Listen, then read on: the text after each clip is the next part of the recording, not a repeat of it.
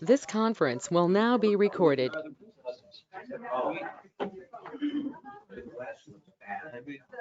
I started, and we got started.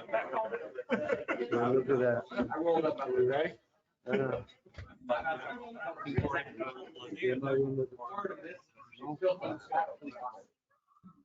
gonna go check my windows. I don't know if I closed them. Okay, it's now 6:30 and I'll call this town council meeting to order. First thing on the agenda is the invocation by Franklin Ward from the Timberlake Baptist Church. Good evening, sir. Thank you for the privilege, Mr. Mayor and Town Council, for opening this meeting. Please join with me. Creator God, we just thank you for this moment in time. Thank you for the privilege of being a part of this great community. A great nation begins at the local level, and this is a great community, Lord, and we are thankful to be in it and to live in it and to serve in it and play in it. Father, we ask for compassion to want what is right. We ask for wisdom to know what is right, and we ask for the courage to do what is right for your honor and glory. Amen. Amen.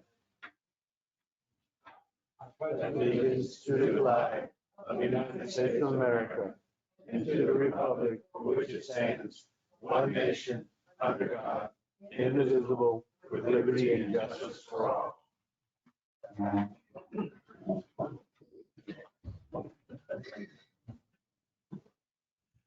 All right, at this time, I'll entertain any motions pertaining to the agenda.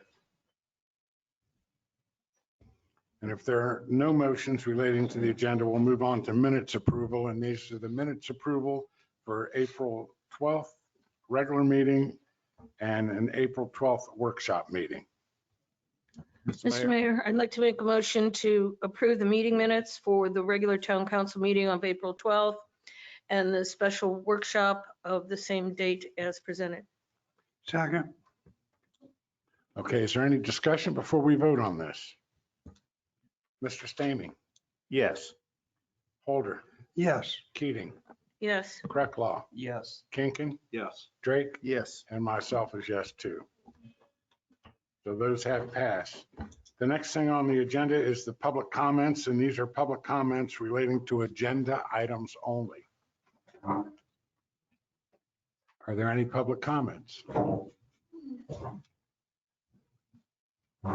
right, moving right along, we're going to communications. The first thing on communications is a presentation by Lanier by Steve Robinson. Good evening, sir. Good evening, ladies and gentlemen. Make sure you was here- speak into the microphone. You got, let me please. turn it down a little bit. How about that? You got it? I was here last month and sort of gave you a review of 21, and Mr. Shannon and I talked in January, and we're going to come up every month and just give you a synopsis, an overview of the parking revenues that obtained this. I'm talking to you now about March of 22. So in 21, we did $17,600 in March, and in 21 was a record year considering we had the pier parking lot closed. So it started out last year medium, but still that's a very good month for March compared to historical numbers. This year we did 24,038.65. So we were considerably, 36% up over 21. In that, I brought to you earlier, and most of you have heard me talk about text to park and change it text to park, and we took the meters out, you guys voted on, and so 16th North, 4th North, and 13th Avenue South were all meters. Those were converted over to text to park and Park Mobile. In March, last year in Park Mobile, we did $861. And in meter revenue, we did $680.69, so roughly $1,500. Just text to park in March, we did $3,008, so it was 107.4% increase. So really good. Pay stations still, of that $24,000, pay stations were $17,240, so they're still your main breadwinners out there. Park Mobile did $190.65. First 10 to 12 days, they had a problem with the mid and they weren't communicating, taking the payment. And that started like the 11th of the month. So we still didn't do What we should have done in Park Mobile, but a lot of people have already transitioned over to Text to Park down here. In April, they've done the same thing. It's doing Park Mobile's doing about a third of the revenue of what Text to Park is right now. Violation revenue in 22 in March, we did $3,600. Of those, like 12 tickets that were issued in March were paid. Most of those were the letters that were sent out in January. Sent over 1,000 letters out in January, December. They were actually sent in December, but January, February, March, you guys obtained the revenue. Total for the year, $30,143.65 is your parking revenue for the year, which is astronomically higher than we have been in the past. So we've started out the first quarter really well this year. Tickets issued in March, we issued 174 citations. 31 of them were voided because someone didn't have a receipt at the time and didn't put it in their dash. They were issued a ticket. And so they call and give us a photo of the receipt that was supposed to be put on the dash that wasn't there, void the ticket. So there was 143 valid citations. And that's basically parking in a synopsis. Started out the year really good. April is doing really well compared to what we've done. We're going to beat last year, it looks like, by $2,000 to $3,000, which is pretty good considering March and April this year has been sort of cold and really windy. The average transaction for the month of March was $3.80, and I'll sort of end with this. Your pay station transactions, we did 5,413 transactions that averaged $3.18. So in March, you're going to have that. People are going to go down to the beach for 2 hours and leave. They're not going to stay all day like they do summer. Park Mobile's transactions averaged 308 per transaction. They had 62 of them. Text to Park, 726 transactions at $4.14.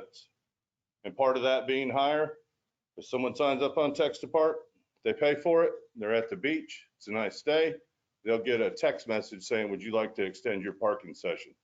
And you can say yes or no from the beach, never have to go back to your car. And that's why that's $4.14. So overall, you did 6,321 parking transactions with an average of $3.80 in March. Any questions? All right. How do they do the enforcement? The If somebody gets a parking violation and they don't pay it, do you use a private company to go collect on it, or? No, here, that was the letters that I referred to. Right. Okay, so we use Clancy citation system. They keep record of every ticket. If it's not paid, 90 days after that ticket has not been paid and has sat open, they usually send a letter. If they don't respond to that letter, we usually do it, especially in the off season, October, November. I'll work with Clancy and say anything open that hasn't been paid, send a second letter. And the second letter is a little nastier than the first letter. We've never went to the third letter because the third letter offers collections, which most cities down here don't want to get into the collection process of collecting tickets because of the tourist. You know, being a tourist town, it's sort of hard. So it's basically, you had like I think it was 73% pay rate last year of your tickets. So it isn't a second party. It's somebody that we use as a vendor. They have to, you pay for, the city pays for the license plate lookup, which varies by state, and they send the letter. And those letters, I think, cost you guys just over $1,000, but it's generated almost $10,000 in the off season this year. So. Okay. Thank you. Yeah, Go ahead. Mr. Mayor, excuse me. Clearly, the Text to Park is beneficial for the town, but what is the additional cost of having that service? Text to Park billed you guys to start the program was roughly $3,000. That was to set up, to do the mids, to do the signage, but you guys paid for the signage. So that was, they wanted to bill you $5,000 and we took care of the signs. Okay. That's it. You actually pay, and let's say someone pays $4 at one of the pay stations or one of the parking lots. They get billed a convenience fee on top of that. So they may pay $4.75 on the convenience fee. Depending on how much they pay is how much the convenience fee is. You guys as a town incur no cost. You get $4 put in the bank account, and Dinah has tracked this, and they do it every 48 hours. It goes into the bank account, tells you what parking lot it came from, and follow it all the way through. They make their money on the transaction side. They're actually acting as your mid provider. So they're processing your cards, putting a convenience fee, whatever they want to put on it. If the customer wants to use that, that's what happens. So it really, once that cost is incurred, you won't have another cost. Okay, thank you. But they don't have another option other than if they're going to park at this lot. And Well, they have Park Mobile. you can still use Park Yeah. Mobile? Oh, yeah. All of the lots that we took the meters out, there's two options. And if you look at any of the signage, it says Park Mobile, and that's the green side, the green sticker. The problem with Park Mobile is you have to download an app. Okay, summertime down here, Surfside's not as bad as Myrtle, but anywhere on the coast, when there's 500,000 people here, everybody on the beach is on their phone. So you don't have the bandwidth on the towers to download an app. And a text message will go out like that. You can actually pay them text to park. It takes you about 1.5 minutes to sign up for it. And it takes you about 15 seconds to pay for it once you set up the account. And they text you on the beach or wherever it is before your parking session ends and say, do you want to extend or are you leaving? Okay. All right. Are there any other questions? Sounds good. Well, thank you very much, All right, sir. good deal. Thank you. Thanks.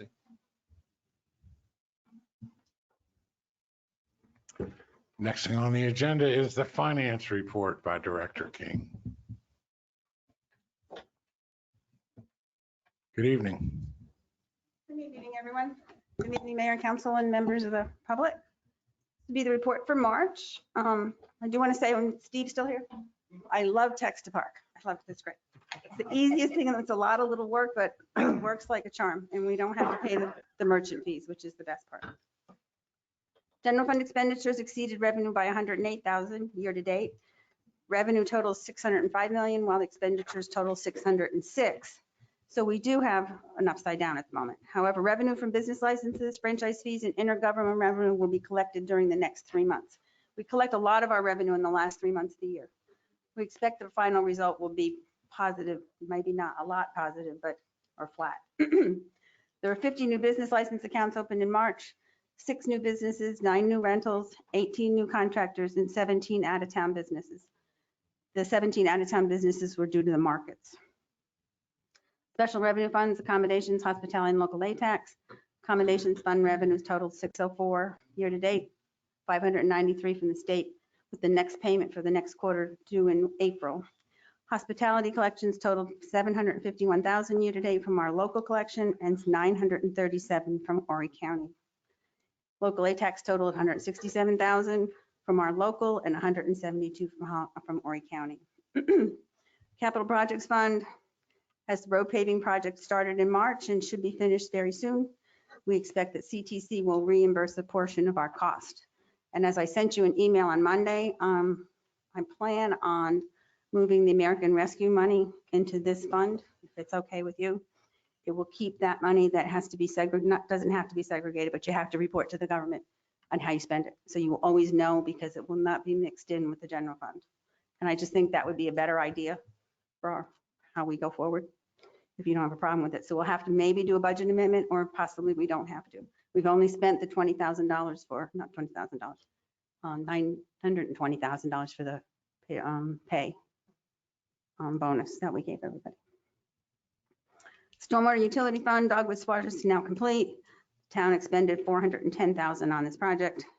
Engineering work has started on the next phase of the stormwater project, so we have been paying some engineering. Enterprises, pier and sanitation. The pier fund I'll go over in a second. Sanitation fees are kind of flat, and they will, as they have been year over year, and we expect them to have positive results for the year. Linear parking season started March 1 and runs through October, and we've collected 24,000 for the month of March. If you want to turn to the next page, I guess the pier would be the thing that we're probably the most interested in my case, most scared of. Construction payment numbers 17 or 18 and 19 were made. 19 is the last one that was made. It was $541,000. The retainage was 17, the net was 523 for a total that we've paid consensus, $8,104,000. To date, we've paid the 8 million to them, the 969,000, 89,000 before we started, and all those other little things on there. For a total, we've paid out so far $9,977,786 towards the pier. The FEMA grant's $9.9 million, so that's almost a wash. We got reimbursed so far $7.5 million from FEMA. There's $937,000 that they owe us, which is the lowest it's ever been. And the remaining grant, $1 million, is $1,429,954. So we're almost ready to start using our bond money. Well, we'll use what they gave us back first, and then we'll hit the bond. So we should predict right now that we'll have funds available of $18,936,000 for the pier. And if you look over one column and down, all of the anticipated expenses, and I'm sure there might be some more. We're saying the pier is going to cost $17,713,111. We do have some change orders that are probably coming, but the costs that are not specifically covered are project consultant, the additional engineering costs, the parking lot upfit, construction cost changes, etc. That's my note at the bottom. Those costs are not in any of this. So it will probably only go up. But I don't know what any of those costs are. I don't think any of us do. If you look at the pages, I'm going to print out my reports for you. It just shows you the net in each one of the funds for the month for year to date. If we pull out the American Rescue money out of general fund, it will change the net to be a loss. This is the planned loss now, after all budget amendments, of a loss of $1.2 million. Excuse me. I'm hoping the rain takes the pollen away, please. Yeah, tired of it. And then at the bottom of each page, it tells you what the net for each of the funds is. You know, everything is going along as pretty much as planned. But do you have any questions? And then there's always what we're working on is that thing called the budget.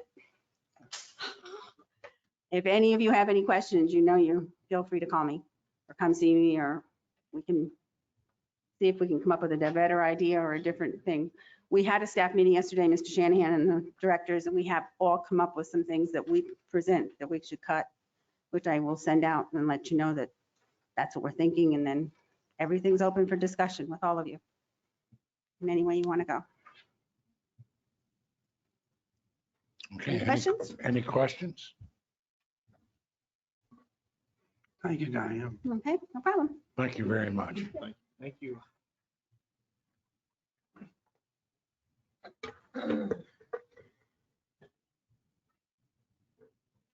Right. The next thing on the agenda is in the discussion, and that is parking recommendations by Mr. Shanahan. Good evening, lady and gentlemen.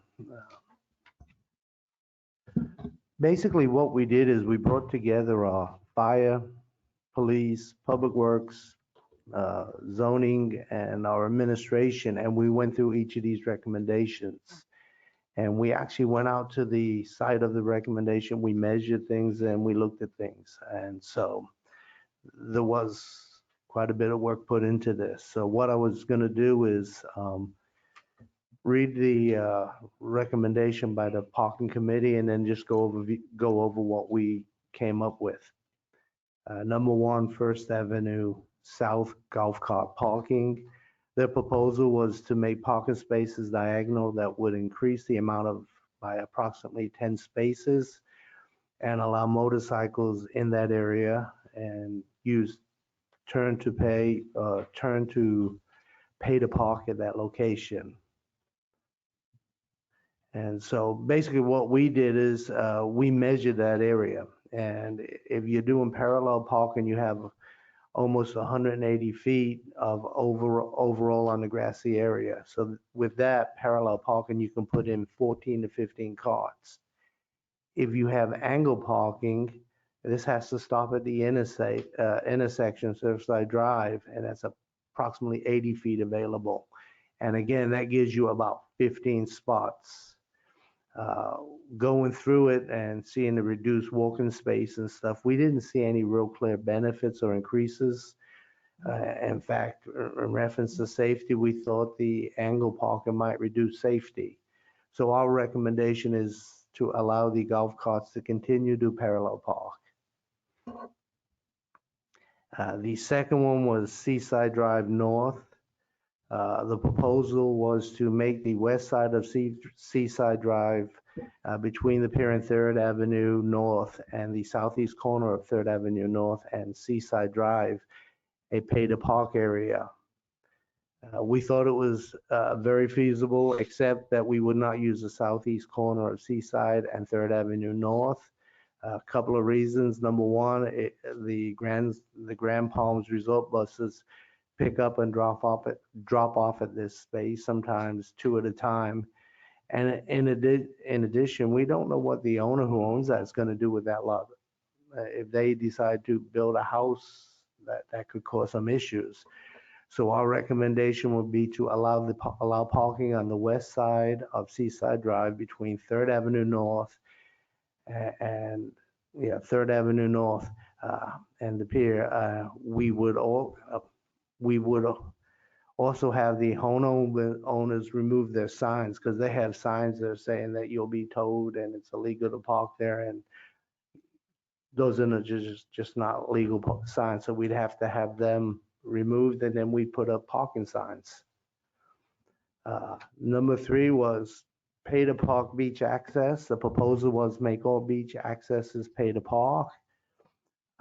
Proposal is feasible with limits posted, how many golf carts you can put in there. Our recommendation would be to make all beach accesses pay to park. While this does not increase the number of spaces, it does increase the fees to the town. Number 4, pay to park Surfside Drive. The proposal was making all parking spaces on Surfside Drive between Hollywood Drive and Pinewood Drive pay to park. This is 62 parallel spots in place, and it would definitely be a revenue generator.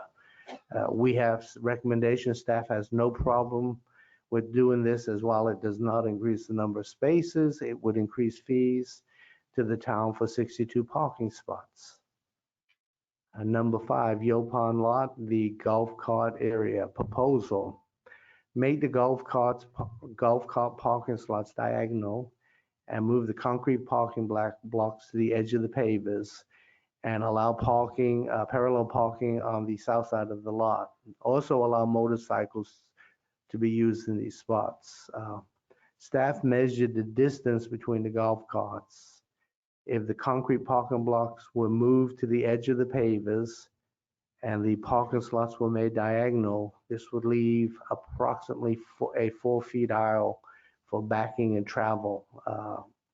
We fear that there's a safety issue here, and we would not recommend it. So staff does not recommend this, as the lack of space left at, let me try that in English. Staff does not recommend this, as the lack of space would leave you with 4 feet, and we think this would be a safety issue coming in and leaving. 13 south lots. Make additional golf cart parking spaces between the west side of the restrooms and the sidewalk. This will create 2 additional golf cart parking spaces. While there were a couple of golf carts allowed at one time, they were removed due to a large safety concern with the line of sight for vehicles, walkers, joggers, etc., expressed by Lanier and the citizens. This will get worse if we go up to a 8-foot sidewalk there. The spots would also be in the right of way. This request has been brought forward in the past and denied. Staff does not recommend this, as we would be allowing golf carts in the right of way, and you would have to back out of the area, and we think there would be a safety issue with this.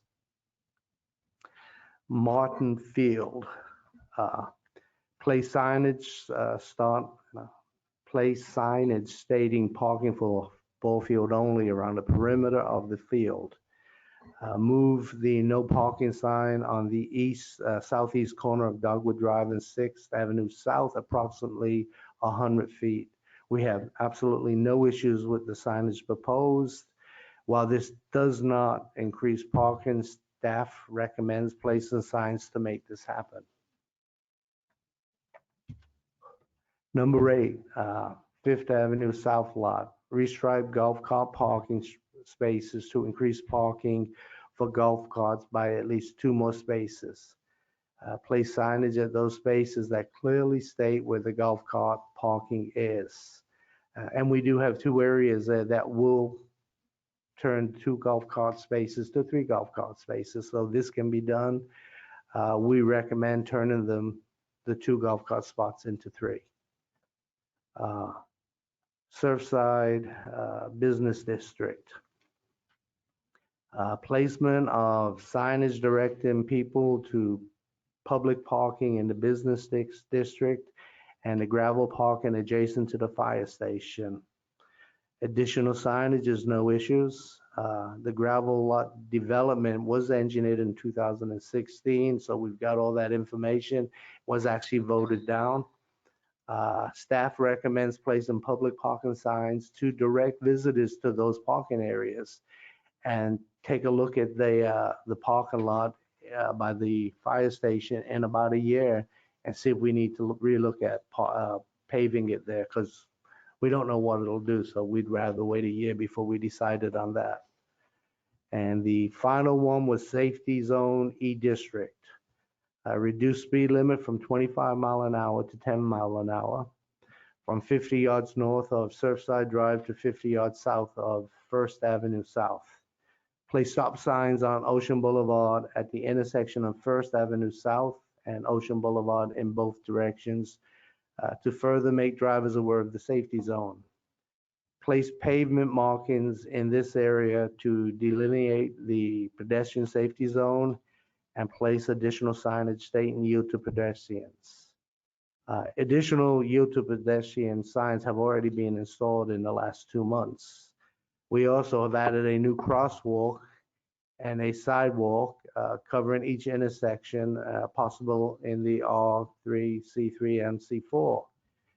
Staff recommends waiting to see if the additional yield to pedestrian signs, additional crosswalk, police enforcement, and new sidewalk affect pedestrian behavior, as it does not add spaces, and we haven't had any pedestrian or vehicle accidents in this area.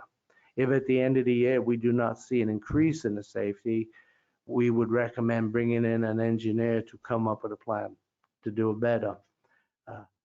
Based on these recommendations, the total cost we believe would be somewhere between $300 and $500, because the only thing we'd actually be doing is replacing signs.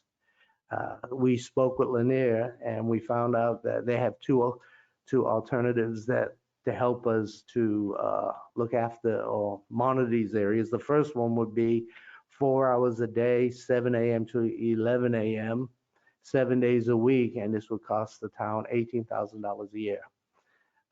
The second alternative would be 8 hours a day from 9 o'clock to 5 p.m., 7 days a week, and that would cost the town $36,000 a year. And so that would be something we'd have to decide on, but that's what we came up with, and after going through it. Mr. Mayor, Yes, sir. there were several things that, Bring your microphone. there were several things that he mentioned that the parking committee disagrees with. I'm going to go through a couple of them. The first one was First Avenue South parking. From the gate to the beach, there's 48 feet. You can't do anything but parallel park there. But from the west side of the gate to the first parking space that's marked, 139 feet. If you use a 6 foot distance, that's 21 golf carts. If you use 5.5 foot distance per space, this is for diagonal parking, is 24. So that would be a total of either 25 or 28 parking spaces versus the 12 that are there now. We had the police chief down when we did an inspection. Prior to that, we had marked it off and had the fire department bring their truck down. neither one of them had a problem. Now, the downside is that's a heavily traveled area by foot, not so much by cars, by foot. And I think that's what they mentioned. But there's a lot of heavily traveled areas right there. Everybody that comes in that area has to be careful. And I just feel like that you're picking up 12 to 14 spots. If 25% of that is payable, because you could use your stickers and not pay anything. But if you pick up 5 spots for the summer, do the math in my head, $50 a day times 90, that's $4,500. Okay, so anyway, that was the one that we that I wanted to discuss.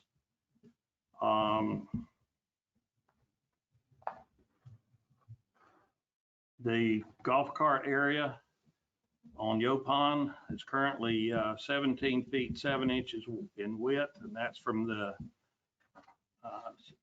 concrete stops to the opposite side. If you picked up one end of that concrete and slid it over and put it back down, that you could diagonal park, that would give you 18 additional spots, or 18 spots versus 7. So to me, that is a lot of pickup. And all of this has to do with control. It's not necessarily about money. It's allowing sufficient parking places for everybody in town that wants to go park on the beach to have access. The people that come from across the street or wherever else they come from, we gain some finance away from that. But this is to guarantee that everybody in town that wants to park has a place to park. Or that's what we're trying to do. It's all about control.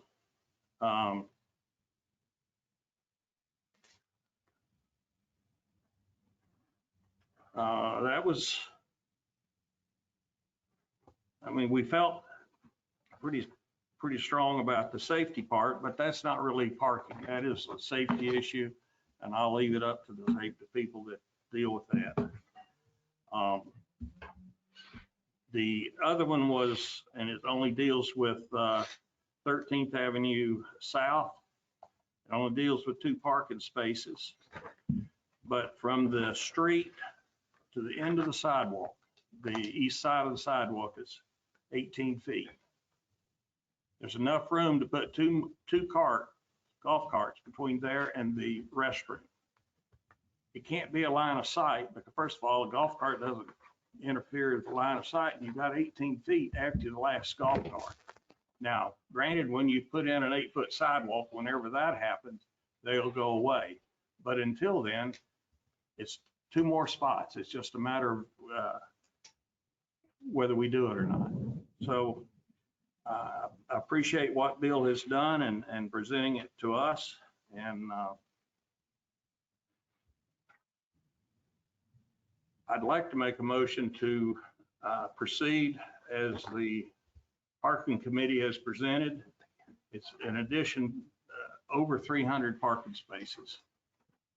And we'll leave out the safety zone, let somebody else decide that. But the other 9 items I'd like to proceed with. Thank you. I made most of the second that.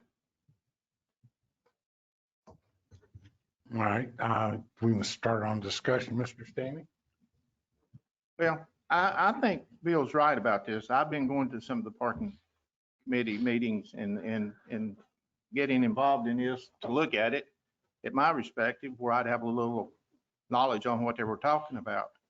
And as I went with them along these places and had them checked, it seemed like down here on the First Avenue North, that was going to be a tremendous amount of parking spaces diagonally when they measured it out and looked at it. So I thought that was a real good idea from what I seen when I was down there. I ain't saying that you didn't go look, or I don't know. But if you go down and look at it and measure it, that to me is a big plus there. And one of the other things I had a problem with was on this golf cart on Yopon. They looked at that And if you move them to our property lines, all that stuff, you can gain spots there too. And then the other thing I had a problem with was the E district. Listen, I've sat down to the E district and sat down there and watched people and watch people. We're gonna have to do something down there immediately, or somebody is gonna get hurt. So far, we have not had nobody hurt, and I hope it continues that way. But if we don't do something, or either put up fences where we direct them to these crosswalks, you're gonna have people crossing in the middle of the road everywhere, anytime, anyway. So I'm back to what the parking committee had suggested on that, is to strike the whole thing and put up some signs on each end and stop signs where people slow down and slow that down to 10 miles an hour. Thank you. Mr. Holder. Ms. Keating. Yeah, I have a couple issues with a few of these. We talk about the parallel parking at the First Avenue South. I was actually down there the other day when a golf cart actually did park diagonally in the painted spot that is there. He probably wasn't happy when he returned to his car, but, and at that same time, there was a family of 4 walking towards Scotty's or the beach, as well as a car coming around the corner, and it was a near miss.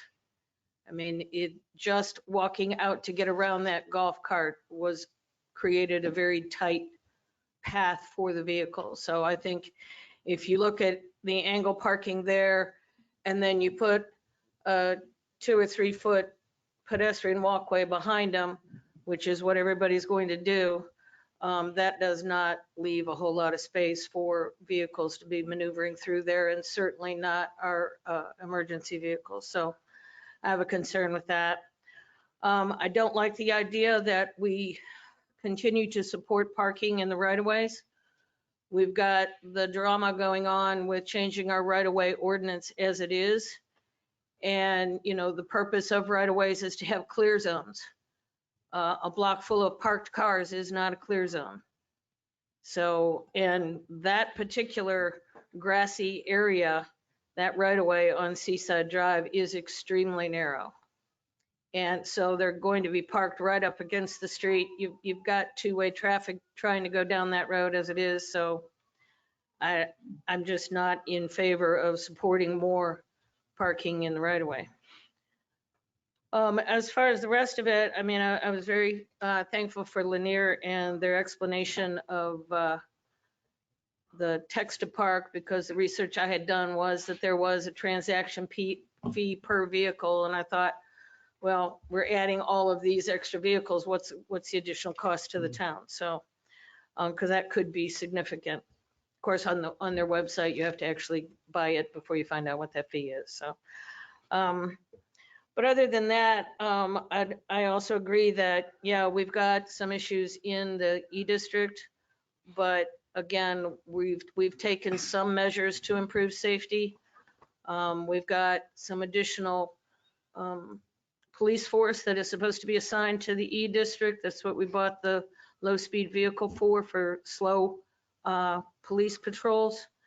I think that's something we can wait and see, because we've made some significant changes already to this for this tourist season. We have to see if it works. So I'm not in favor of just blanketly saying we're going to do all of them. I mean, I think there's a few that we can do without too much trouble, without too much expense, and without too much additional cost with Lanier. But I would prefer to see that we go one by one and actually have a full understanding of what the additional cost of each one of the items is and how that's offset with revenue. Mr. Kirklaw. I don't have a problem with most of it. I have never really gone along with the parking diagonally on First Avenue North, just or South, I'm sorry, because it's you're putting the vehicles basically in the roadway, and it would end up, I think, being a safety issue. That's basically the only one I don't really agree with. The 13th South lot, I think those 2 spaces, because it's only 2 spaces and it would be in the right of way, I think those should not be done. But other than that, I don't see a big problem with all the rest of it. Mr. Kinkin. Couple of comments. Seaside Drive North, people are parking there now, and they're parking there free. You go down almost any day, and I don't know if they're workers or they're going to the beach, but those cars, those spots were half full today at 11:30 because I went by there. So we're basically, we looked at where people are parking free and can we charge there? And that was one of those places that, yeah, it's such a convenient place. It's close to the ocean. It's close to the pier. It's close to the restaurants. And it'll be full come summertime. Even though there's no parking signs are there, it'll be full every day. As far as the First Avenue diagonal, we measured off for a 3-seater, and there was 14 feet of roadway left. So if you take out, I mean, if you put this 3-seater in there and then you measure what's left of the roadway, there's 14 feet. It's a one-way road. The fire department had no problem with that. Granted, it is a pedestrian-friendly area. And I don't know, the time we were there for about 40 minutes and the 3 cars came through. But a lot more people came through. So there is an advantage to, I mean, we gained parking spots. Maybe it's something we look at later, but I still think it's a good idea because it does gain a lot of parking spots close to the ocean. And the last thing about the safety zone, I would put at least 2 more crosswalks there. One across from Bubba's and one on either side of the alleyway. Well, probably the alleyway between Gracious Pig and what is that? Pizza. Whatever it's called. I don't remember the name right now. But anyway, and I thank the parking committee for all the work they did. They worked hard on this. Thank you, Mr. Drake. I'd like to thank the park committee for what they did with this. It's very good to pick up the additional revenue, but mainly the parking and try to solve some of our parking issues. The parking on First Avenue, that's a tricky one on the space wise in there. And then you're going to have 6-seater golf carts parking there too. You have another 3 feet sticking off the back end. I think parallel parking may be better than the angle parking for that reason. And some motorcycles will be parking there too. And, you know, so make it back out with one of the golf carts and could hit somebody or something. So we just want to try to keep it as safe as possible with all the pedestrians walking around. The Seaside Drive, that area, I could go with the parking and the parking pay to park is the reason is Mr. Kinkin is correct. There are people parking there all the time. And they're parking for free or they're parking because they're staying at one of the houses along Seaside Drive. The other one I'm glad to see them do is on Surfside Drive, the 62 spots. I'm glad to see that we're finally looking at that and getting away from the other decals and going to pick up the additional 62 spots there. The other is the Yopon parking lot area. I am for that. If we move those concrete things over and put those on an angle, there's made for nothing but golf carts in that one area. That would not be a big expense to move those over to let the golf carts come on in 3 or 4 feet more to be able to access that area over on Yopon parking lot for the golf carts. And when we change it to golf carts, are they talking about motorcycles in there, including motorcycles and golf carts or just golf carts? I think motorcycles too.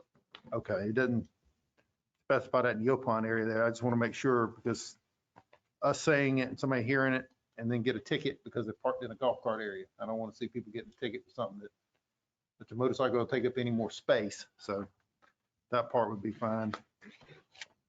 The rest of it, I'm fine with. The pedestrian part, the safety zone, and the E-district. We're taking some precautions in there. We'll get some extra signage, some stuff in there, and try to slow that area down. So the 10 miles an hour will help tremendously in that. That's it. Okay.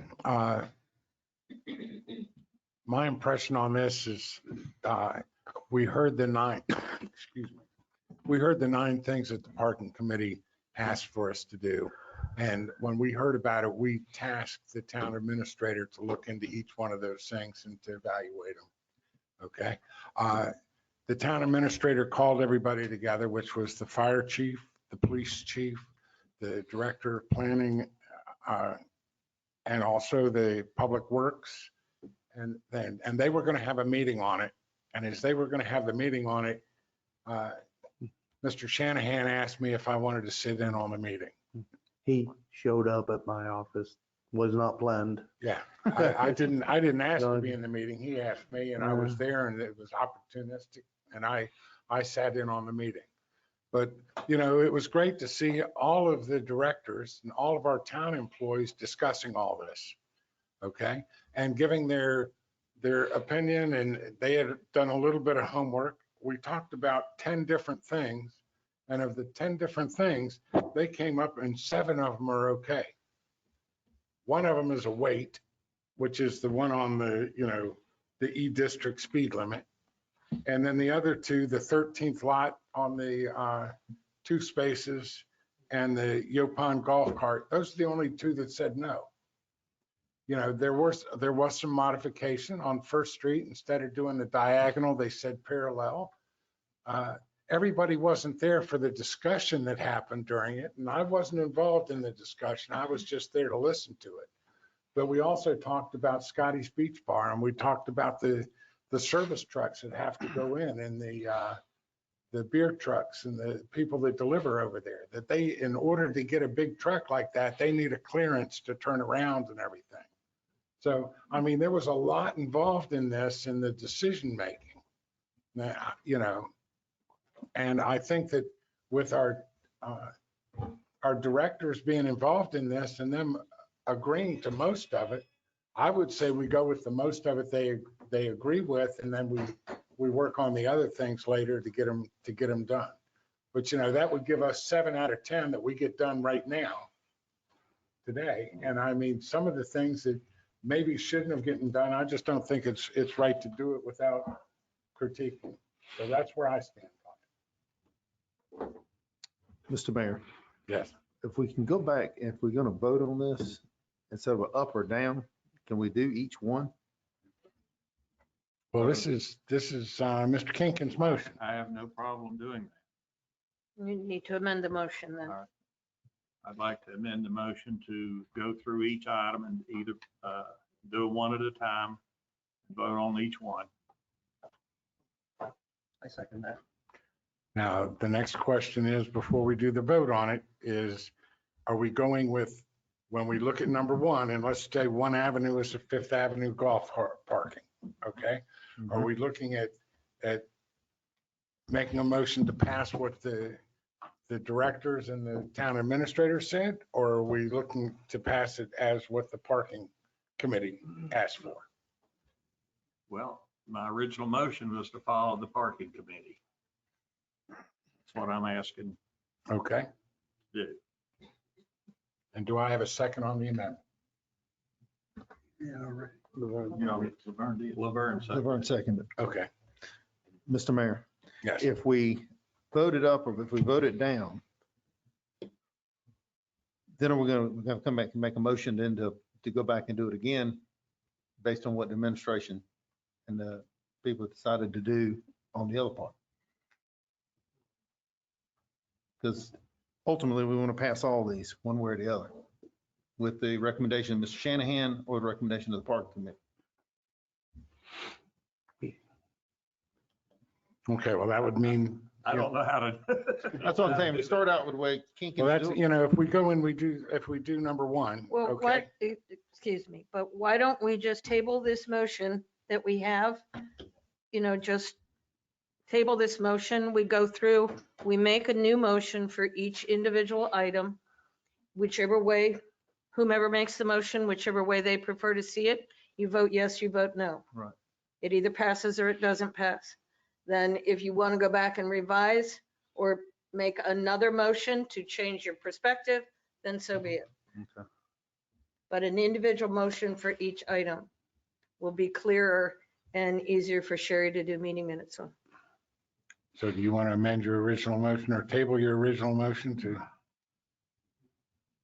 I'll table my original motion. I'll second that. Mr. Mayor, question on that before we start. They brought this to us as 9 or 10 pieces here. Why are we, since it's brought as a whole, why are we going back and voting on each individual one of them? Because if you look at number one, okay, and I'm just going over number one, Yes, sir. right? The parking committee made a recommendation that you do the diagonal parking. Angle parking. The town came in and after they reviewed it, they said that it needs to be parallel parking. Okay, so now you have two different ones right there. But we should be making a motion to vote on what the parking committee brought us or what the town administrator brought us, shouldn't we? That's what, As a whole, not one individual piece of it. We're breaking I this agree, down. but it seems like everybody wants to pick and choose what they want to get done. And, it's either going to get done. I mean, it was brought to us as 10 pieces here as a one document. The parking committee brought it to us as a 10-piece document. So we either need to vote to start with on what the parking committee wants on the whole 10, or we need to vote on what Mr. Shanahan has brought to us as a whole 10. I'll be Then we careful can what go you ask back. for, because if you vote on the whole thing and it gets turned down, then you get That's- nothing. Well, that's just the way I look at it.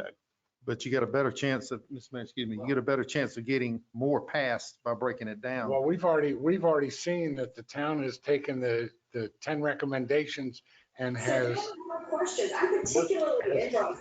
worked out a deal on 7 of them.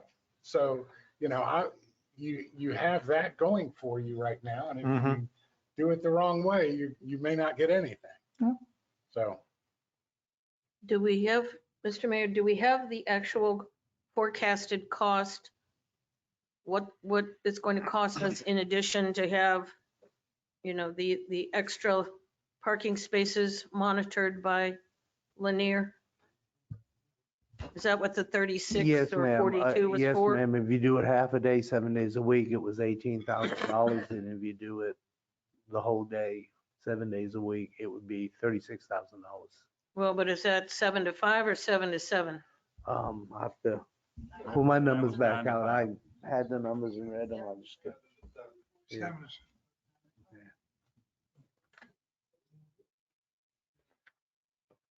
One was 7 a.m. to 11 a.m. and the other one was 9 a.m. to 5 p.m. So we're still not going to be enforcing our parking fees from 7 to 7 anyway.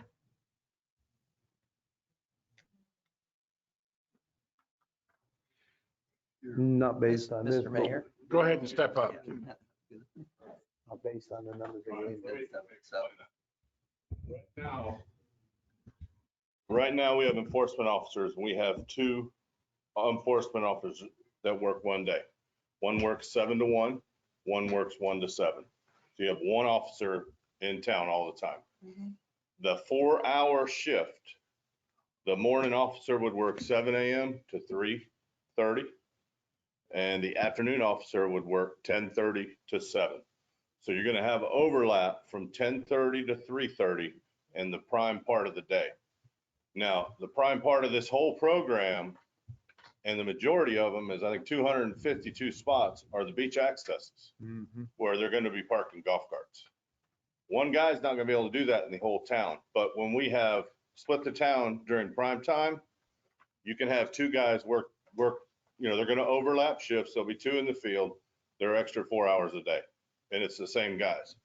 If you go the 8-hour route, I have to hire a full another full-time person, seasonal, and they will work 9 to 5 in addition to the other two that are, one's working 7 to 1 and one's working 1 to 7. So Okay. that's the difference of the cost. Okay. Either way, you think the coverage would be adequate? Right now, yes. As you get into this, you may want to ramp that up next year. But again, the first year, when you start charging parking for the first time in areas, there's going to be a learning curve. And we feel that the overlap of the 4 hours will be fine with signage. Mhm. Next year, you may want to look because then violation revenue may go up. We have to look and, because right now when you go take parking from free to paid, you may find them parking in other places of town that we may be revisiting in a year. Mhm. So Mhm. that's how that's, Especially if we go to no parking in the right of ways. that's correct. That's correct. Mhm. Okay. Okay. One thing that the parking committee suggested is that we change the color of the sticker each year. Yes. Because right now, every sticker that I've been here for 8 years is the same color. Mhm. And the only way he can recognize is go over and look at it, find out it says 22 on it. Yeah. If you change the color, he can walk down and he can see that these reds, they're all this year's. Mhm. I totally agree with that. In other areas in the beach, the stickers differentiate big time year to year. Although some of the other towns are 2 years, and that may be a way to do it too, is you issue them for 2 years and not 1, which can come down on the administrative part of issuing the decals. Mhm. But there's a glaring difference in a 2019-20 decal and a 21 and a 22 decal, where you could see it from across the parking lot. I agree. Gotcha. Okay, thank you. Thank you.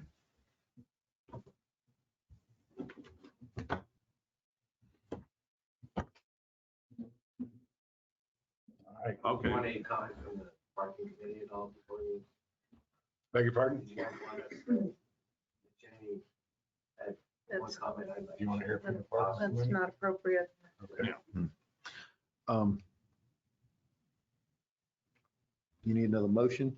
Well, we need a motion for each one. We've already had it so that he's withdrawn the motion to do them all together, so. Okay. Well, he made another motion to do them individually. He already made that motion. Say that again? He made 2. He withdrew the first one, and the second one he's still got out there to do them individually. Okay. Hmm. So to do them individually, Mr. Stamey? No, We're voting Just to agree to vote on them Just agree to individually. vote on them individually. Yes or no? No. Holder? Yes. Keating? Yes. Crichton? I would like to clarify how we're voting. Are we voting yes to the way it's written from? Well, However the motion is made. well, how That's would yet it- to be okay, The determined. motion was made on the parking committee okay. Yeah. recommendations. I will say no. Mr. King? Yes. Drake? Yes. And I'll say yes too. So it passed 5-2. And now I need a motion for the number 1.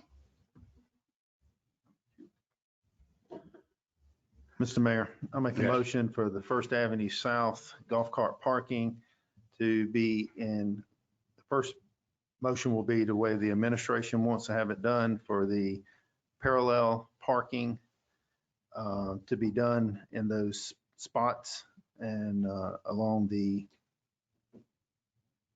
north side of First Avenue.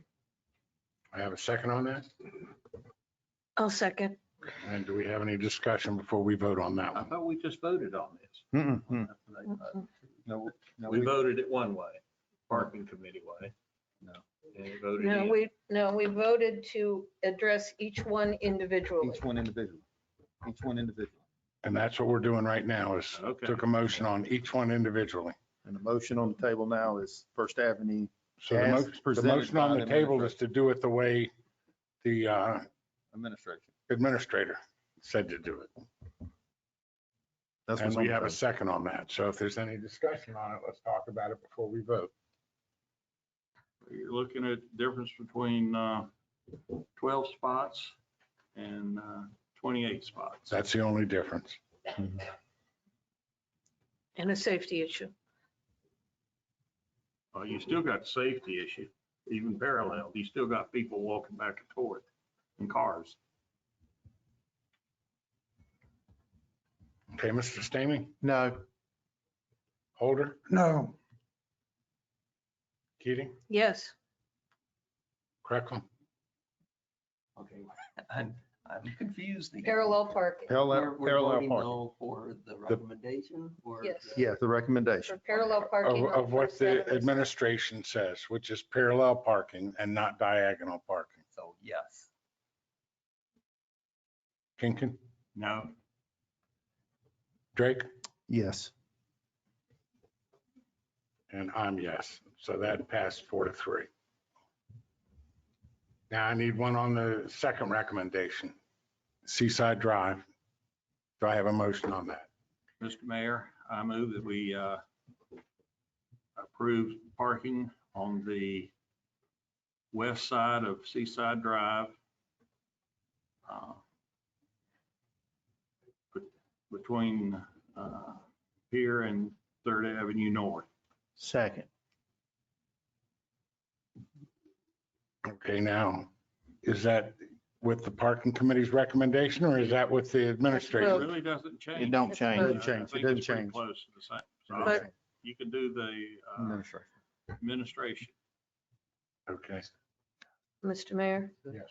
I think until we resolve how we're going to handle the right of ways throughout the town, that maybe this should be deferred until we evaluate the makeup of section 12, I believe it's 1221, to talk about right of ways that, because one of the alternatives being considered is creating a genuine clear zone for the first however many feet, so that this would then prohibit this parking from happening if we choose to go no parking in all right of ways.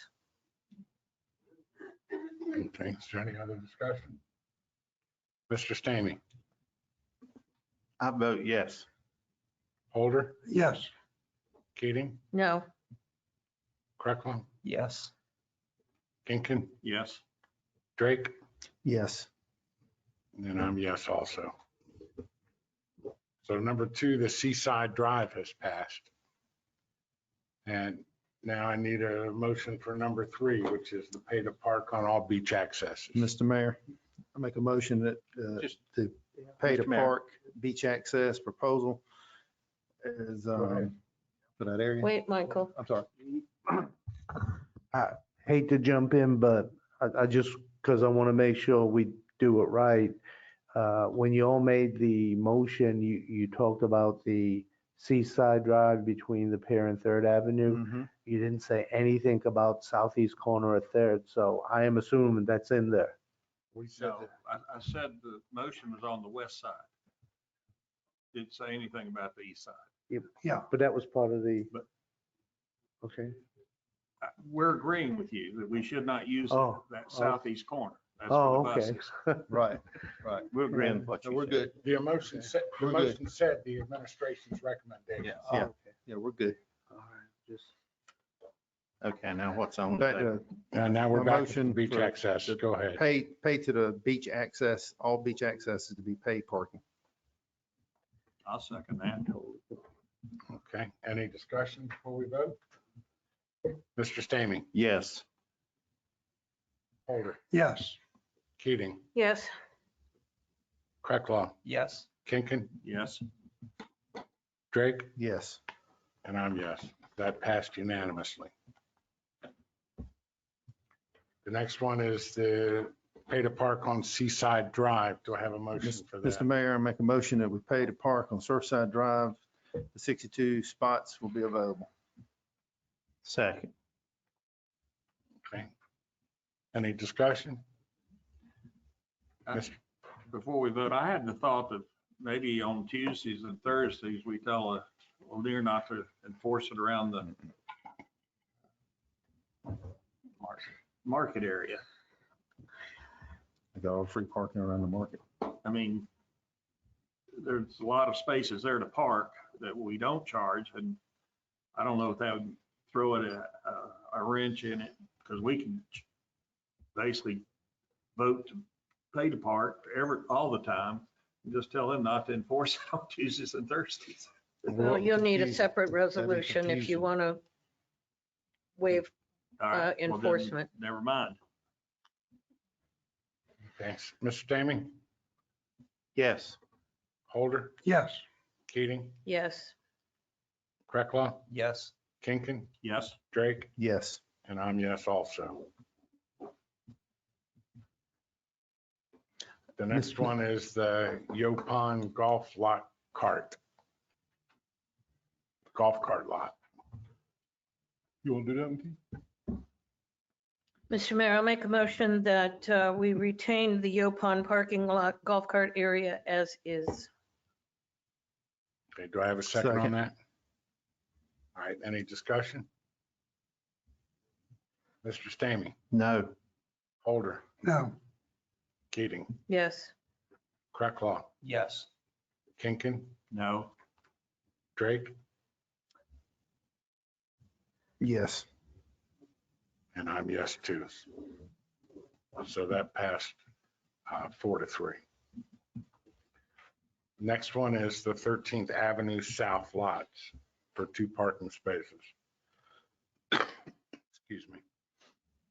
Do I have a motion for that? Mr. Mayor, I make a motion to add the 2 parking spaces at 13th South Lot between the sidewalk and the bathroom until such time as the sidewalk is widened. Second. Okay, any discussion before we vote on that? Mr. Stamey, Yes. Holder, Yes. Keating, No. Craiglaw, No. Kinkin, Yes, Drake, No. beg your pardon? No. And I'm no also, so that did not pass. Next one is the signs being placed on Martin's Field. Do I have a motion for that?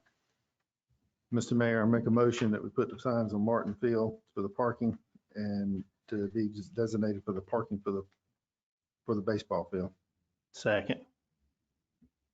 Okay, any discussion? Do we have a cost for that? Is it nominal? Yes, we looked at doing all of the signs and it was between $300 and $500. For all of the Yeah, areas? the signs are about $20 each. Okay, thank you. Yes. Right, Mr. Stamey, Yes. Holder, Yes. Keating, Yes. Craiglaw, Yes. Kinkin, yes, Drake, Yes. and myself is yes. That passed unanimously. Next one is the Fifth Avenue South Lot.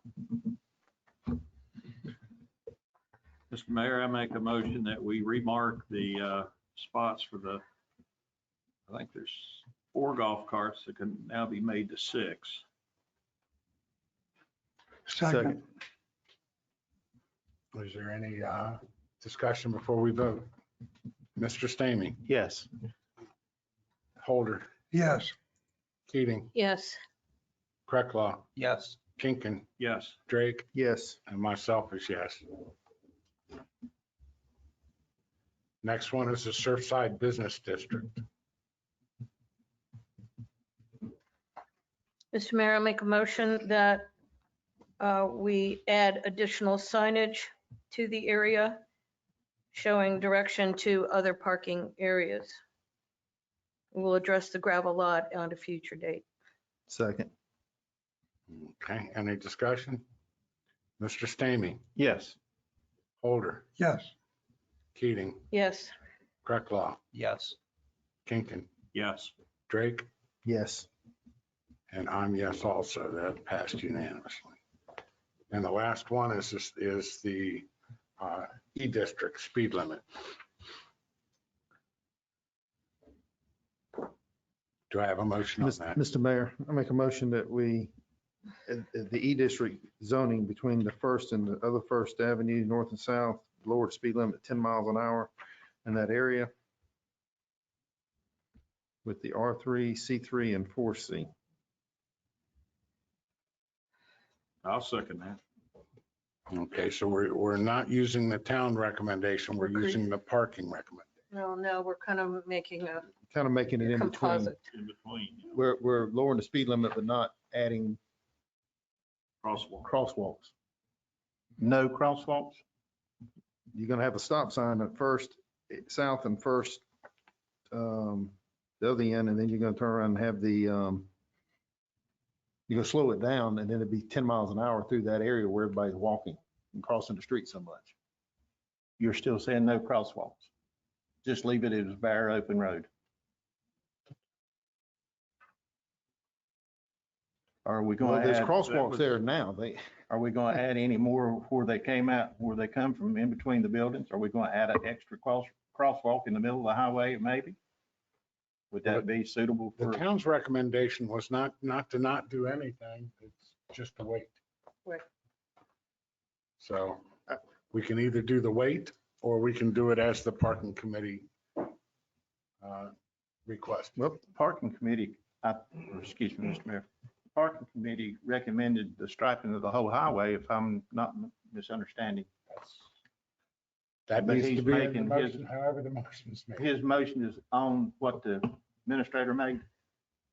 No, I changed it a little bit, but I mean, if y'all feel that it would go through better that way, I'll restate the motion if you want to do it that way. Or 10 miles an hour. Yeah, I understood you that. can go to 10 miles an hour and they'll stripe the area, No. but if you stripe the whole area, I mean, it's more How about adding, Cost. I think extra costs, and that way, How about we defer this until we talk about it further? Because when we had the parking committee workshop, there was a safety concern with striping the entire block, Mhm. that for motorcycles, this presents a safety hazard. And it also gives pedestrian a false sense of security that the entire thing is a pedestrian area. I mean, we've added crosswalks, we've added a sidewalk, we're lowering we've the speed added limit. signage. We will lower, so we've added all that, but if we lower the speed limit, that's Well, what your motion is. my motion is to lower the speed limit. I think that'd be a big plus. That's what I second, because you're lowering the speed limit. You're not adding any crosswalks. Right, for right now. Right. So that's the only thing on the motion, is to lower the speed limit in the E district to 10 miles an hour From first on down. Right, from First until Surfside Drive. right. Okay, do I have a second on that? I second it. Okay. Any discussion before we vote? All right, Just Mr. one thing, did we have the police department input on enforceability of just one block of lowering that speed limit? Do they have any concerns, any issues? They would just do the same thing. I mean, there was none brought up. They would just, if it was lowered to 10 mile an hour and they saw someone doing 15, they would do whatever it was. If it was 20 and they were doing 25, there were no issues brought up in reference to that. Okay. So I Okay. don't know if you have enough space to actually certify that they're speeding. Mr. Stamey. Don't away. discussion over? Yes. Holder. Yes. Keating. No. No. Kinky. Yes. Drake. Yes. And I'm going to vote no on that. So it ends up, it's still passed, and it passed 4-3. All right, that was a lot of votes. Yes. Yes, it was. Totally agree. The next thing on the agenda, there is no business on the agenda. So the next thing is the public comments. And these are We public. have the decision paper, Where is that? the revised. Here it is. Okay, we have a revised. Okay, we have a decision paper under business from the town IT services. And that's Deputy Administrator Woodruff. Yes, good evening. On March 10th, we received notice from our current IT service provider that they did not intend to extend the contract with the town. Therefore, on March 18th, we went out for RFPs that closed on April 8th. We received 4 submittals. Administration reviewed those submittals, and of those, we are recommending Heritage Digital be approved this evening. Here with us tonight, we have 3 representatives from Heritage Digital, Matt Odom, Luke Peluso, and Marty Parker. And they'd like to give a small presentation and answer any questions that you may have. Sure. Okay, thank you. Good evening. Good evening, everybody. My name is Matthew Odom. Trying to get this microphone up to my face. So with me tonight, I have Luke Peluso, who's our CIO and Solutions Architect, and Marty Parker, who's our CEO. I'm Director of Sales, Marketing, and Business Relations. We presented an RFP for you guys based on what Sherry and Katrina put out. We performed a thorough audit. We asked all the questions we needed, and based on our findings, we feel like we have the best solution for you. I'll tell you really quick, we do manage other municipalities of your size and scope, Town of Kingstree and the City of Lake City. We also have the Town of Atlanta that we manage. And I provided a referral and a reference and a testimonial from each of those 3 municipalities. In Town of Kingstree, it's the finance director. Town of Atlanta, it's the mayor. And in City of Lake City, it is the city administrator. So I wanted to give you the full breadth of people we interact with. What we provide to our clients is peace of mind.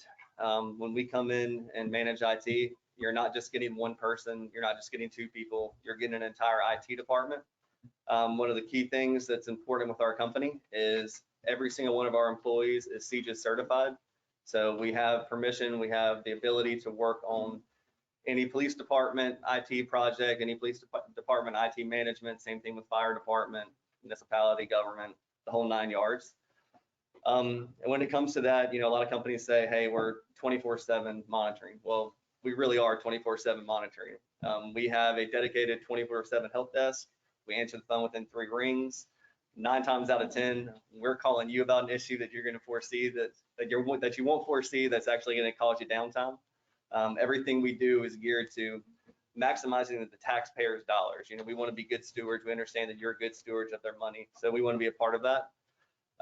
One of the key things here is you're going to have, instead of just one person, like I said, an IT department. We do bi-weekly and quarterly meetings and monthly meetings as well, so we know where you want to go.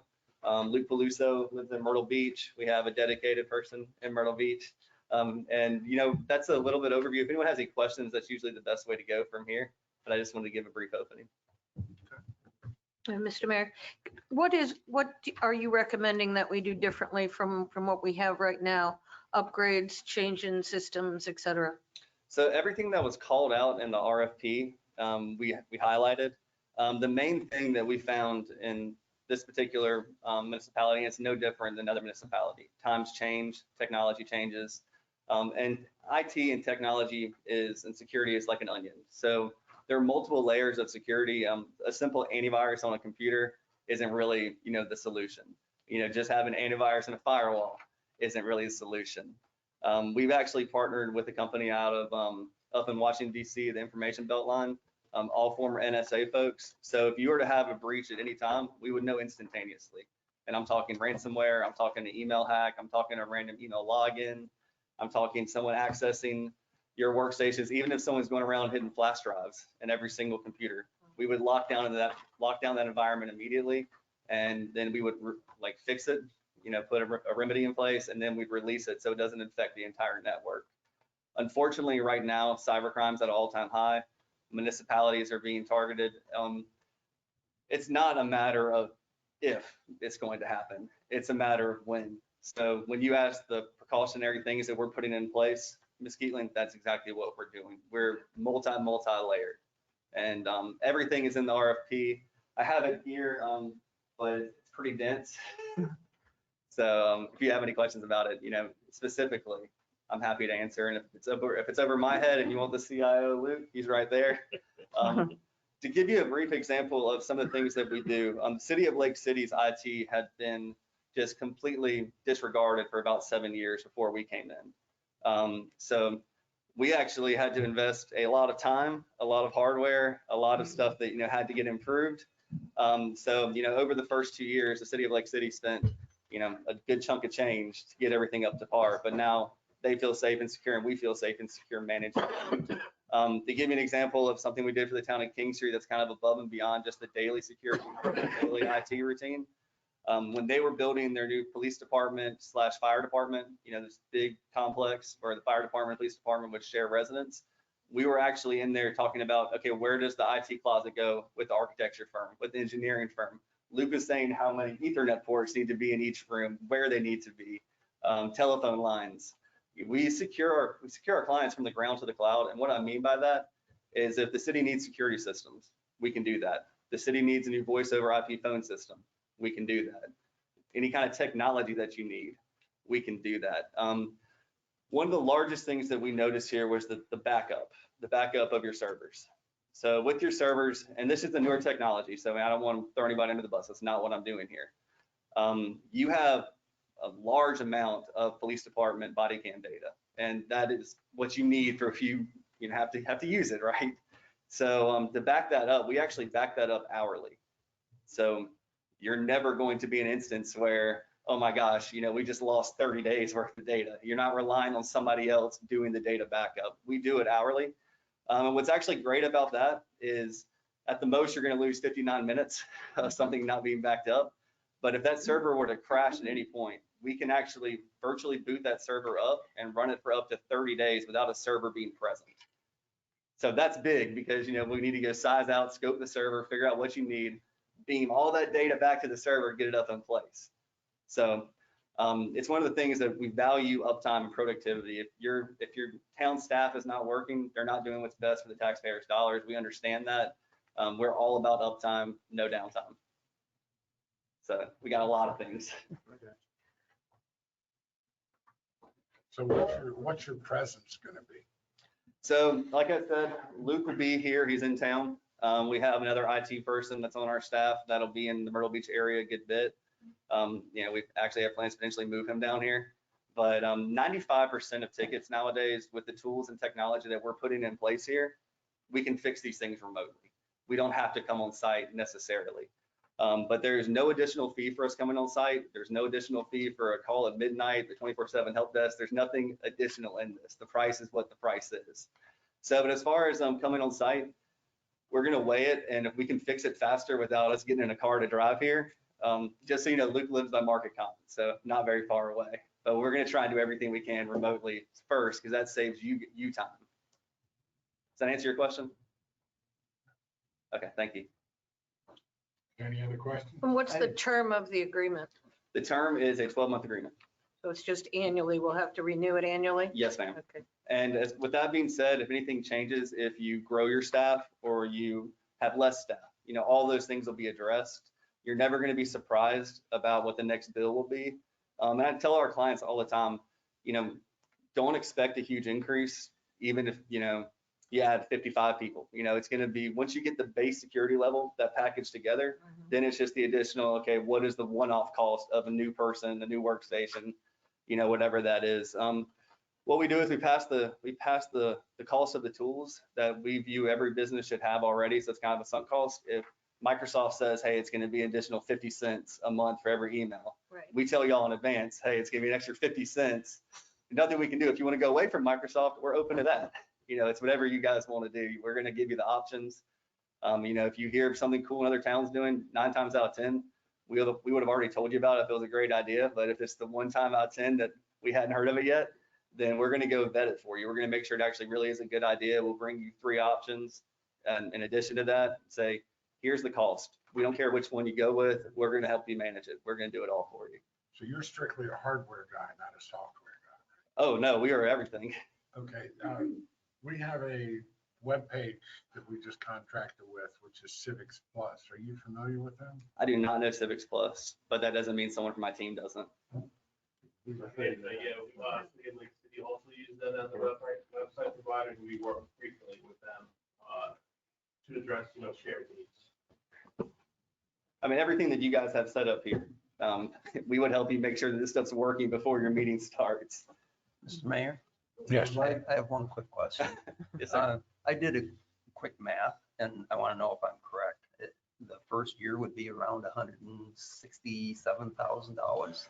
Yeah, so I'll promise you right now that for your size and scope, you have 70 employees, you have 60-ish emails, 70-ish emails, you have the mobile devices. You need to have the firewall, and the firewall just can't sit there and run on its own. It's got to have a service associated with it. So everything that's included in here is something that the town needs. Yeah, with that number, I mean, obviously you have one of your biggest costs there too is the upfront when you're talking about the hardware. And that's because we have to buy the equipment to back up your servers. But when you look at that 9,000, I think it's like $9,400 a month. That's right in line with every other contract we have of this size and scope. And like I said, if you were to lose employees, that price would go down. You know, we're completely working with you at all times. Mr. Crecklaw, I'd like to point out that for the police department portion that you see broken out, Right. We can apply for a grant for their storage. So that's why it's broke out separate so that we can try to get funds to offset that. Town of Kingstree is phenomenal at getting grants. And I'm sure that we can set you up with Mary Ann Cowley and she can give you some advice. I mean, the biggest thing with grants, and you guys know, is filling them out, finding them. But, you know, we can probably connect you with somebody. It just depends on your geographic area. And I'm sure Katrina can attest to that. You know, where you're located determines what grants you're eligible to get. But we have no doubt we're going to do a fantastic job for you. We're very excited.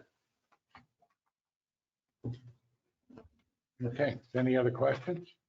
Just one of Katrina, have you run the terms and conditions attached to the proposal by our legal counsel? It has not gone to them yet. Okay, so should we authorize this? It's just to negotiate the contract, you know, predicated on legal input. And Then so we forth, will right? send it to legal, and if they say, okay, well, correct.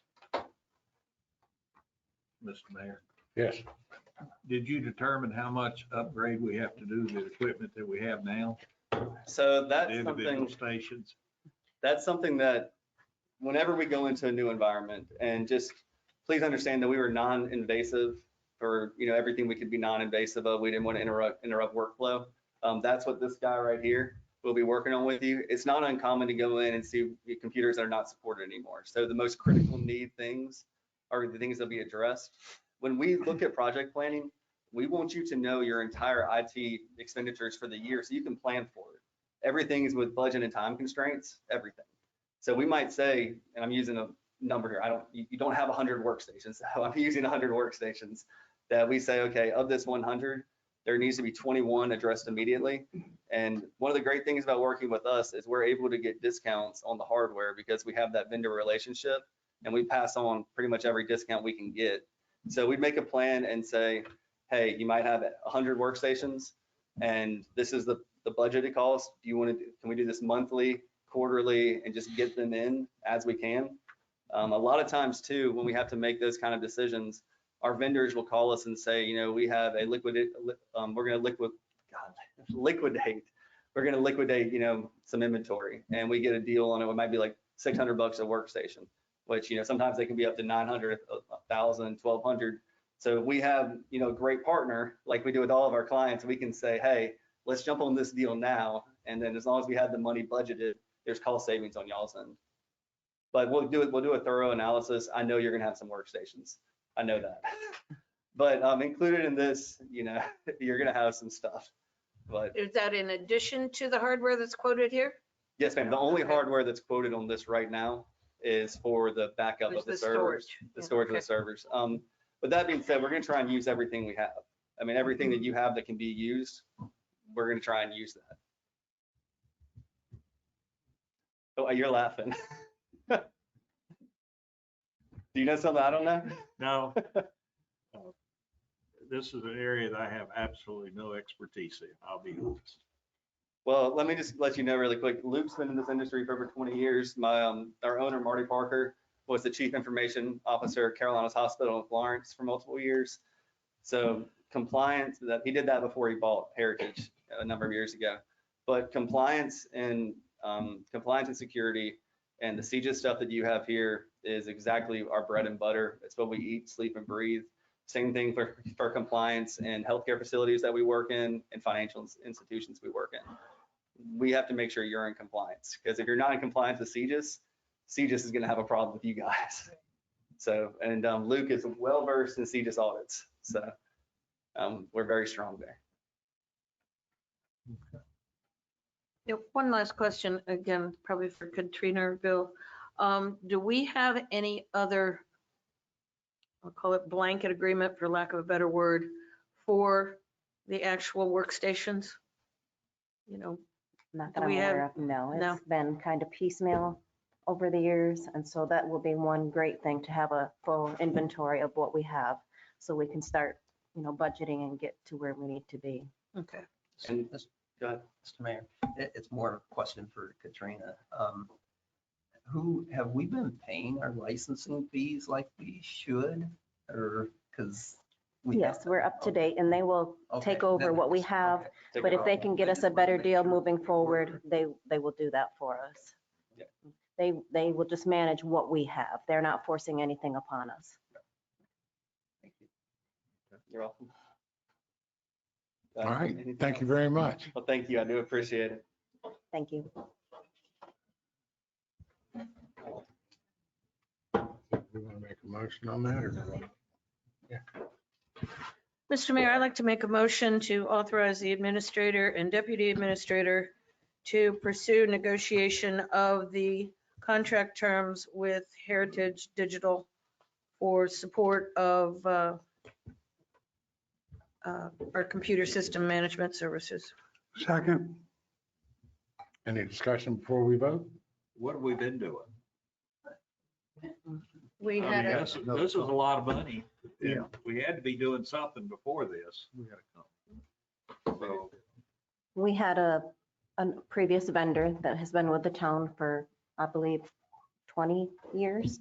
okay. And he is not going to renew. So now we're in this situation where we need to find a new provider.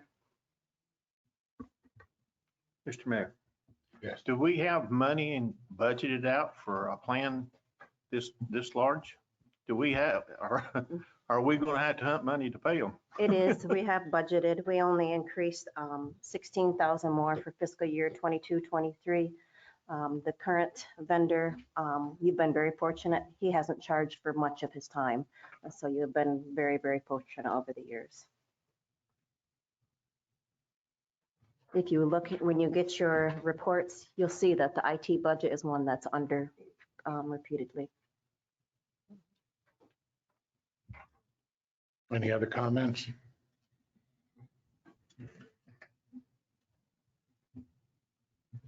Mr. Stamey.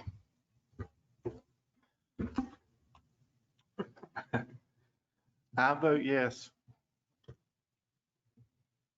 Holder? Yes. Keating? yes, Krecklau? Yes. Kinkin? I'm going to recuse myself because I know nothing about IT. you gotta vote one way or You another. got to vote one way or the other. That's not a reason to. And all those, Drake? Yes. And I vote yes. So Gotta have we've authorized the town administrator and the assistant administrators to negotiate the contract. Thank you. Next thing on the agenda is public comments, and these are public comments about town services and business conducted. Thank you, gentlemen. Thank you. thank you very much. Thanks. Good evening. I'm Dodge, 8th Avenue South. I want to predicate my speech on this. When I was on the parking committee, a woman from Deerfield was put on that parking committee. She had no skin in the game. She was out of town, and I made it known to this body that I thought it was wrong to appoint somebody from out of town to a town committee.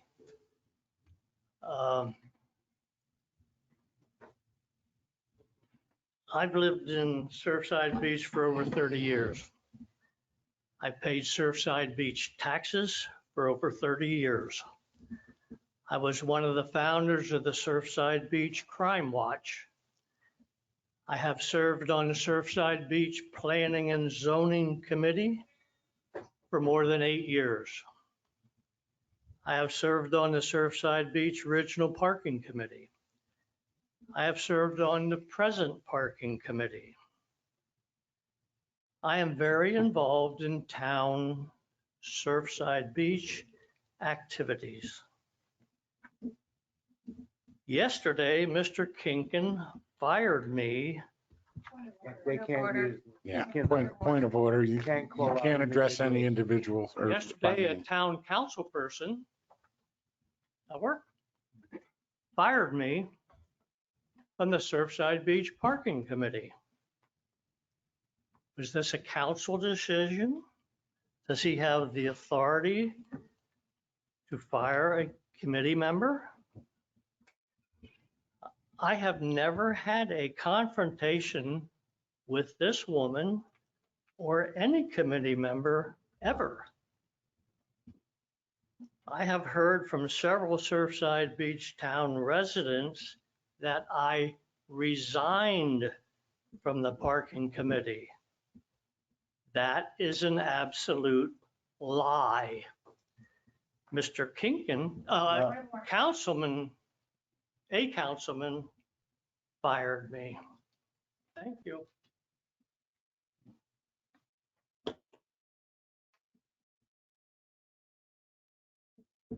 Rod Schilling, 220 North Hill Pond. I'm a little bit disappointed. Appreciate what you guys passed today in the parking committee. I do believe that sometimes things get lost in translation a little bit. We met as a group. We had a workshop as a group. It went to the town administrator. His comments were made. I wish that we could have done maybe a full circle and been able to explain maybe some of our reasoning of what we wanted and why we wanted it.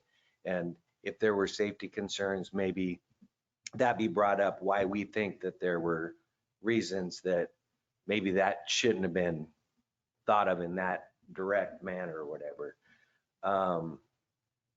I mean, super disappointed in the First Avenue South parking being angled down there. It's a one-way street. So if you park on that road, parallel against the fence, you're actually getting out on the fence. I guess if you had a young kid in the passenger seat or whatever, you had to, I mean, I guess the excuse is you could just slide across to the passenger side, but to get your old mother out of the cart or a young child out of the cart might be kind of tough now. So if we're going parallel parking all the way across there, you also got the option for people to park the wrong direction on a regular basis. I think the safest way for any parking area, which is why we do angle parking on this end of town, is angle parking. You back out, it's probably the safest way. It is, and I understand that that is a road. That's First Avenue South. And it's also a beach access. Every other beach access, I believe, in town has parking and a thoroughfare for people to walk on. So if it's actually a road and not a walking thoroughfare for people or a pedestrian area, then maybe there shouldn't be a beach access there. I mean, I'm just trying to understand the reasoning behind not being able to have golf carts parked there for that beach access, as many as we can, paid parking. And we know that originally the fire truck came through there, the police department came through there. The walking zone really is the grass area on the south side of the road, not behind the golf carts. But we're saying that people don't understand that or won't understand it. But we can walk down that road in the middle of the road, but yet on Surfside Drive, we can't walk down the middle of the street. We're supposed to use crosswalks. That's the only reason why we were saying, hey, maybe this all ought to be a pedestrian area, even First Avenue South, whatever, slow down traffic, divert traffic, but have more conversation about it. Maybe if after the workshop, we could have got together as a group again, after the town administrator had met with his group and said, this is what we've come up with. This is why we disagree with you. Maybe there could have been more banter or more conversation or more debate about what we believed and what the city or that group decided on before we just made a unanimous vote and having it down. It's already parallel parking. We didn't need to vote on that. Vote didn't even need to take place. It's whether or not it was going to be angle or not. I just hope that maybe it can get readdressed in the future. And again, kind of disappointed in the way it took place.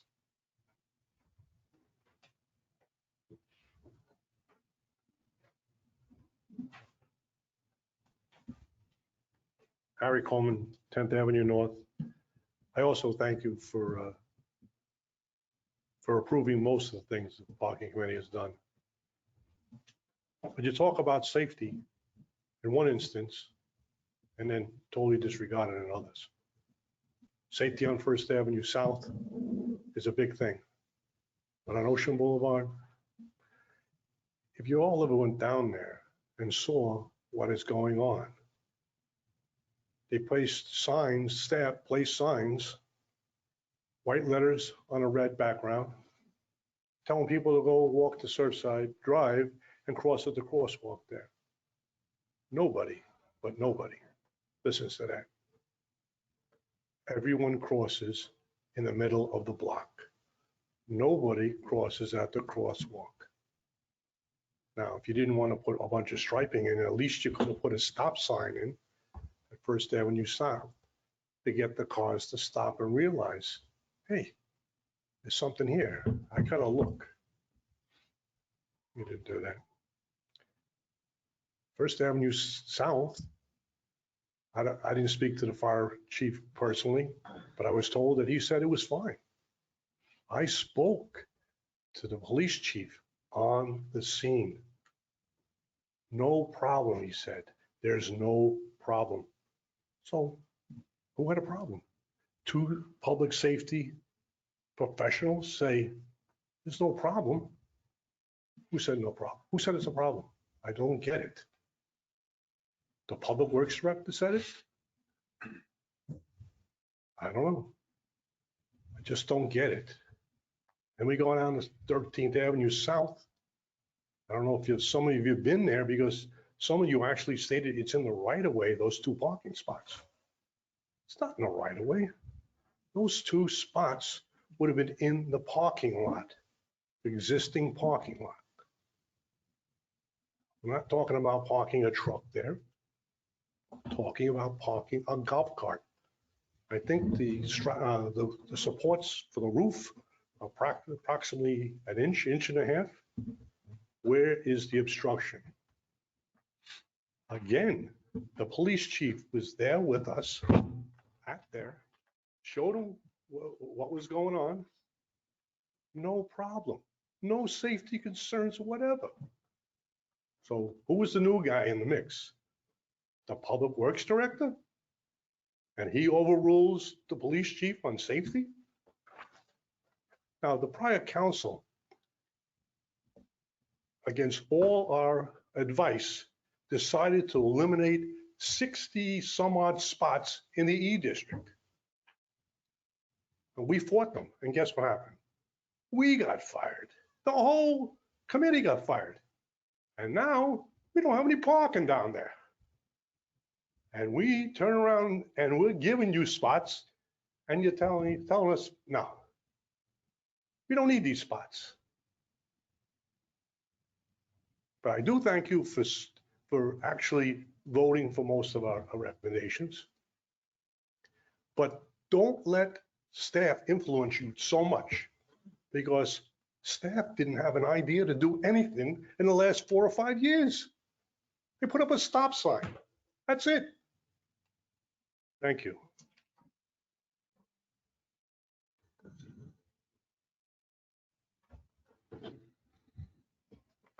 Okay, if there are no more public comments, we will probably be going into executive session, so we'll use this time to do the town council comment.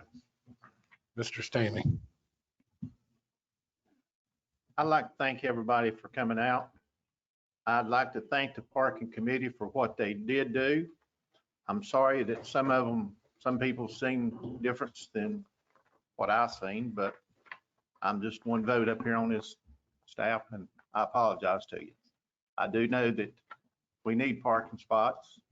they're trying to eliminate some down there. We eliminated some, put in the sidewalks when we put in the sidewalks in front of Neil and Pam's down there. So we eliminated some there, but yet we don't want to try to get some more. But I do appreciate the work you all put in, and I hope you continue to work hard and find other options for us to look at. And another thing, the other day, I'd like to address that we had a public workshop that we held here in town. And I was really disappointed in everybody because this was advertised and we asked people to come and state your opinions or make some comments to help and listen. We had actually 2 people to actually show up at this meeting from the town, is all we had. But yet we have a lot of people that wants to do a lot of complaining and fussing about what we do as council, but you don't want to show up and speak up to us and tell us what some things that we need to do. I'm not perfect, don't claim to be perfect. I listen, believe me or not, I listen to you. On that, y'all have a good night and God bless Surfside. Mr. Holder. Yes, I'd like to thank everybody for being here tonight. And I thank the parking committee for the work you've done and the work that got approved tonight. I think it's good. I agree. We need to work, agree, but probably we need to work on the other areas, Mr. Johnson. So, good job. And we're working awful hard on the budget from the right now. A lot of time's being spent on that. So if you have any concern, feel free to reach out to any of us and talk about that. But we've got to approve our budget for next year, next month. And the time's coming up quick. So, but y'all have a good night and I'll see you. Ms. Keating. Yeah, like everyone else so far, I want to thank everybody for coming out and for listening in and watching live streaming. I do appreciate the work the parking committee did. I think some of the alternatives just need a little bit more work, a little bit more communication, and a little more alignment with maybe what we're trying to accomplish in some other areas of town. I don't think by any means, if we didn't accept it now, it doesn't mean that we can't further refine it and bring it up again. So personally, I think there is a solution for First Avenue South. But I think we need to look at, I think this was brought up at the workshop. We need to look at where that property line is. How far forward can we put those golf carts? Because if we can move them up a foot and we paint that pedestrian walkway in the back, then, we probably have enough space. When I confirmed with the fire chief that there was enough space, he wasn't even thinking about having a pedestrian walkway in the same area. So, maybe it's a miscommunication. Maybe like Mr. Schilling said, we should have circled back. Highly likely. But I think as time goes on and we further refine and get the additional information that was asked for, we may well revisit some of those items. Just like, we're still struggling with what to bring forward for the fireworks, what to bring forward for the right-of-ways in general. So I think some of these things will just automatically need to be adjusted as some of those things are resolved as well. But there's still work to do, but I appreciate the work that Lanier is doing for us and that he comes out and gives us a monthly update. And, I think the reinstatement of the parking committee was the right thing to do. And it's clear that you're already adding value. So I appreciate that. So with that, don't forget, we are planting another tree on Friday at Willow and 6th, I believe it is, 10 o'clock? 10 o'clock? There's also a blood drive at the fire station from 10 to 2 that same day. Okay, and blood drive at the fire station from 10 to 2. Thank you, Robert. Just so hope everybody stays healthy, stay safe, and we'll see you in a couple weeks. Thank you. Mr. Godclaw. I'd also like to thank everyone for coming out and listening. I wish more people would get involved, as was stated earlier. We had that, Mr. Shanahan had his meeting and only 2 people really showed up except for staff, and that's kind of sad. I would like to thank the parking committee for all their work, and I believe we passed the most important part of what they wanted, which was to have pay to park in the beach accesses. We have disagreements on some things, and sometimes you win, sometimes you lose. So with that being said, good night and see you next time. Thank you. Mr. Kinkin. I also want to thank everybody for coming out and the people that are listening in. And I especially want to thank the parking committee. I think they've added a lot of value to the town. I know how hard they worked and the effort they put in, and I do want to thank them. And I look forward to seeing everybody in a bigger turnout in 2 weeks. Thank you. Mr. Drake. I'd like to thank everybody for tuning in and coming out tonight. And I'd like to thank the parking committee. That's something this town needed back desperately. We've freed up a pile of parking tonight and didn't get everything that everybody was looking for. But the safety concerns, you have been heard. And I want you to know that myself or any of us, as we get some of this implemented and get it going, if we see down there that it is a needed aspect, we will bring it back up. We won't have to wait on you. We will bring it back up. Or if you see it's a problem, bring it back up again. Please do. And I'll tell the parking committee, you know, we're here for you. We're not against you. And that goes for all our departments, the fire department, police department, public works, any of them. And thank you very much for what you do. Good night. Okay, this Friday, as everyone knows, we have an Arbor Day planting of the tree. Also at that same dedication, we are going to dedicate a bench to Dora Eady. And for those that don't know who that is, Dora Eady is known as the lady on the porch. She had the house at Cedar and Surfside Drive. And a lot of people used to spend a lot of time on their porch. I'm one of them. And it was also, she is Deborah Herman, our ex-clerk's mother. So we are dedicating a bench to her in the park, and we're planting our second tree. For those that don't know, on February 4th of this year, we dedicated Johnny D's that opened. And I regret to tell you that Johnny D died on Monday. And he had a long bout with pancreatic cancer. So if you'll keep his family in your prayers, I'd appreciate it. And a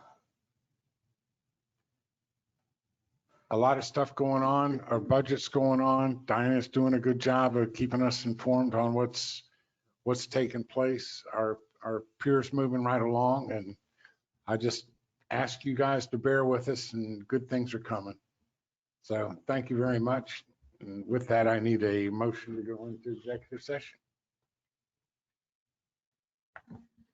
Mr. Mayor, I make a motion to enter executive session in accordance with FOIA 30-4070A1 to talk about potential employment or appointments, and also section 30-470A2 for discussion of potential contractual arrangements. Second. Okay. All those in favor? All right. So with that, we'll adjourn into executive session. Y'all are welcome to stay, and we'll come get you at the end. Rodney.